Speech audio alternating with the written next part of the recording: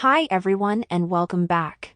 Do you want to add widgets to your iPhone lock screen on iOS 17?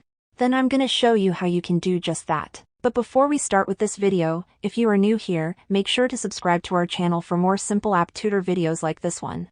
The first step that we need to do in order to add our widgets is to long hold on the lock screen and then click on this customize button. That's gonna give us the option to customize our lock screen and home screen. Since we want to add widgets to our lock screen, simply select that and it's gonna open the lock screen editor. We have 3 different sections which we can customize, but we can add the widgets to the first and third sections. The second one is reserved for the clock which you can customize, but you can't add widgets to it.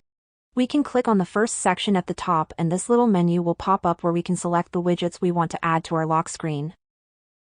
You can add a date widget, time, weather, and a couple more. We click on the clock section, it's gonna open this editor where we can customize the numbers on our clock, we can change the font, the color, and the width of the numbers. But let's go over to the next section. And now, we'll be able to add some applications in here so we can launch them directly from our home screen. We can also add the alarm widgets, clock, stocks, and a bunch more stuff. You can add or remove these to your liking and really customize this.